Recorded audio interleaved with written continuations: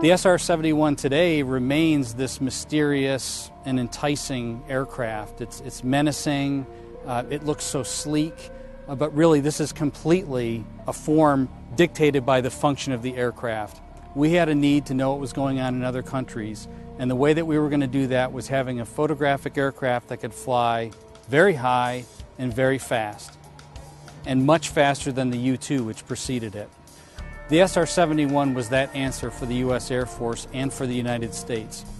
The SR-71 was a tremendous leap forward in technology in many different ways.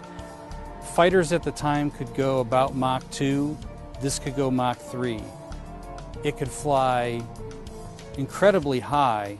Now there were aircraft that could reach the height of the SR-71, but only in a zoom climb and only temporarily, whereas the SR-71 could fly at level attitude at 80,000 feet or higher. There was no other aircraft at the time that could do that. It was a magnificent platform. It was untouchable, and yet it had not only photographic cameras, it also had systems that performed electronic intelligence as well, and it had a side-looking airborne radar, which was another sensor which was very effective. Speed in the 1960s was what stealth is today. Speed was survivability.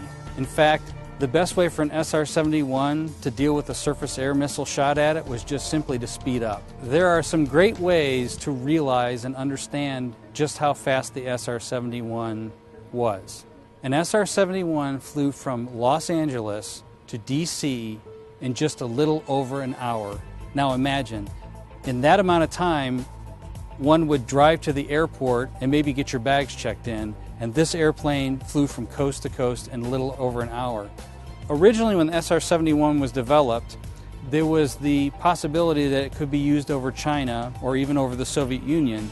It wasn't used in that way, largely due to diplomatic efforts, but it was used in the dangerous skies over North Vietnam during the Southeast Asia War, and it was also used over North Korea during the Pueblo crisis in 1968, and it was used in other places around the world.